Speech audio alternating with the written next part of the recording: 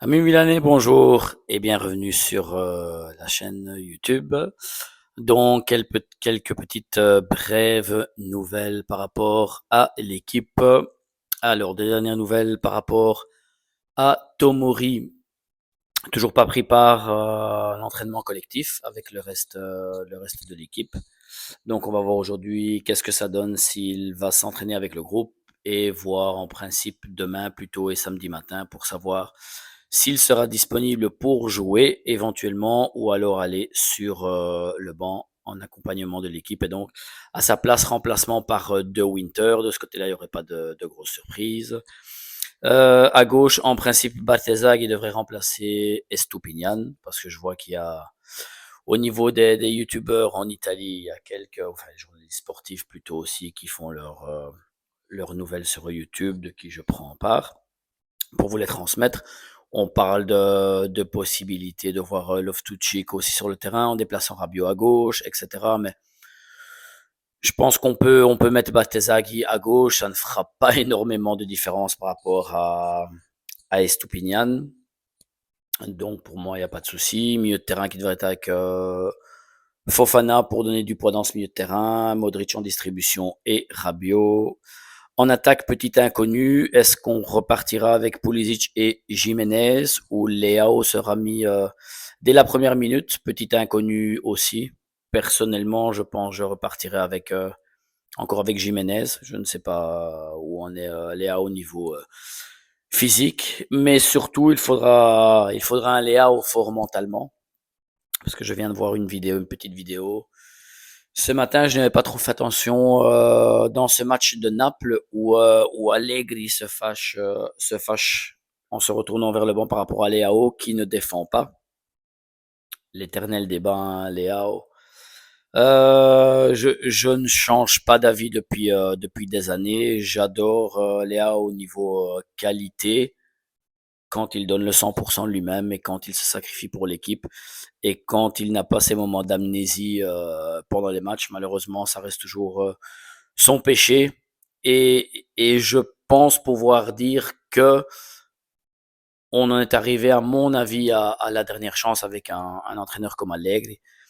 S'il ne fera pas ce step supérieur de rester concentré pendant un match à 100%, de mouiller son maillot à 100%, comme le fait de manière exemplaire Pulisic, hein, par exemple, ça se pourrait qu'on arrive à ce fameux départ en fin de saison et pointer peut-être éventuellement sur un duo Nkunku Pulisic derrière un attaquant top et peut-être aller chercher un Vlahovic ou autre encore devant. Donc ça ne tient qu'à Léo, ça ne tient qu'à Léo, mais à mon avis, ce seront ces dernières cartouches à jouer avec Allegri. Donc voilà au niveau composition. Du côté de la Juve, ils perdent Cabal de ce que j'ai pu comprendre au niveau musculaire et on attend de voir si Bremer et Thuram rentreront dans l'équipe. Mais bon voilà, c'est côté Juve, je pense qu'on ne doit pas trop regarder de ce côté-là et regarder par rapport à nous, faire notre chemin, essayer de faire un résultat contre la Juve qui serait pour moi très très très important d'un point de vue sportif et surtout moral et mental qui sont des choses très importantes pour donner de la confiance au groupe et pour prendre vraiment cet élan pour la course au championnat qui sera très long, comme l'a dit Alleg, mais qui pour moi doit être impérativement le but principal de cette saison, aller gagner ce championnat en n'ayant qu'une compétition deux avec la Coupe d'Italie, mais je veux dire qu'il n'y a pas de compétition entre la semaine, de jouer un match tous les 3 jours. Donc, il faut prendre ça comme un avantage, comme l'a fait le Naples l'année dernière. Petite nouvelle au niveau du stade, et puis petite parenthèse sur Cassano, parce que Monsieur Cassano a encore fait des siennes, donc voilà, j'y reviendrai un petit peu fin de vidéo. Par rapport au stade, les recours au tard ont déjà été émis comme prévu, donc voilà, on attendra des nouvelles de ce côté-là par rapport au recours. Par contre, hier ou ce matin, je ne sais plus, sont sorties les nouvelles sur la Gazette avec quelques indiscrétions par rapport au stade. Alors moi, bon, je le répète, hein, j'aurais voulu en premier lieu un stade tout seul parce que j'aurais vraiment aimé avoir un stade tout seul pour nous Milanais. Étant donné que ce n'était pas possible, je l'accepte de nouveau avec l'Inter. Mais quand je vois des nouvelles qui sortent comme celle sortie sur la Gazette, qui parle d'un stade comme Scarron, il avait défini à l'avant-garde, un stade ultra moderne qui sera le plus beau d'Europe, et qu'après on lit ce matin que le stade n'aurait déjà pas la pelouse qui soit amovible, et de deux, pas de toiture non plus rétractable. Pour des clubs qui se disent vouloir un stade à l'avant-garde et qui sera prêt pour 2031, donc pas encore maintenant, donc on parle encore de 5-6 ans à venir, je trouve ça un peu décevant. Voilà, ce sont deux choses qui devraient se faire au niveau déjà de la toiture, de pouvoir fermer ce stade ou pas. Et au niveau de la pelouse aussi, je crois que la plupart des nouveaux stades qui ont été faits maintenant, la pelouse est amovible, que ce soit pour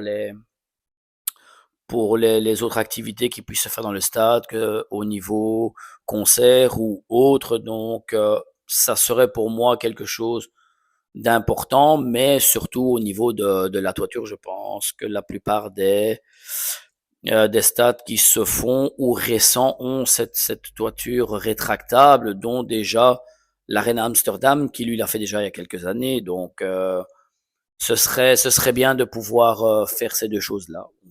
On verra comment ça se termine par rapport à ces nouvelles. Voilà. Alors, petit chapitre concernant Monsieur Cassane. Et je clôture avec ça une bonne minute. Hein. Après avoir dénigré tout le temps et prendre de mire Léao, certaines choses, je vous l'ai dit de moi-même, qui ne me plaisent pas de Léao, comme son comportement et ses amnésies par rapport au match, je suis tout à fait d'accord à ça, mais Cassano prend de mire un petit peu toujours trop légèrement Léao au niveau critique, juste méchante au niveau de la personne, et ça me déplaît un petit peu. Ayant mis de côté un petit peu Léao, étant donné qu'il était blessé ces dernières semaines, il prend de mire Allegri. Et encore une fois, on est tous d'accord pour dire que l'Allegri des 2 dernières saisons avec la Juve, ce n'était pas grand-chose. Après, elles ont eu leurs problèmes au niveau des dirigeants, aussi au niveau de la société. Les joueurs, ça n'était pas non plus la Juve des grandes périodes non plus. Donc, que ça soit un mix des deux, j'ai été aussi un des premiers à critiquer aussi le jeu d'Allegri, mais qu'on vienne dire après aujourd'hui 5 matchs de championnat et 2 de Coupe d'Italie, déjà critiquer Allegri et de dire qu'il ne changera jamais et que c'est de la chance et que tout ça s'arrêtera à un moment donné ou à un autre, basta, j'ai envie de dire stop, Cassano. Tu es une des dernières personnes à pouvoir critiquer toujours les gens par rapport à ta carrière, par rapport à ce que tu as pu faire. Autant de respect au niveau de joueur, tu es un joueur que j'ai admiré, mais qui aurait pu sortir beaucoup plus de talent si tu avais eu quelque chose dans la tête.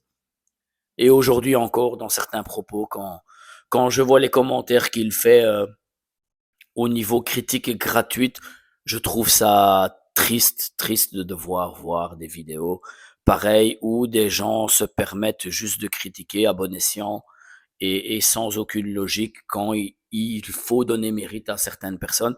Et jusqu'au jour d'aujourd'hui, Allegri, après 2-3 mois de travail avec cette équipe du Milan, ben,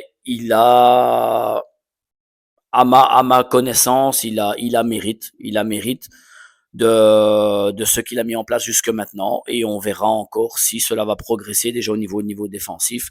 Au niveau équipe, on peut dire aujourd'hui que le Milan commence à ressembler à une équipe, chacun travaille pour chacun, il y a une mentalité de gagnant, et ça pour moi c'est bénéfique, et c'est à administrer à Allegri. Donc Cassano, s'il te plaît, évite de critiquer juste pour le plaisir de critiquer en sachant la personne que tu as été en dehors du terrain et ce que tu aurais pu faire sur le terrain. Donc voilà.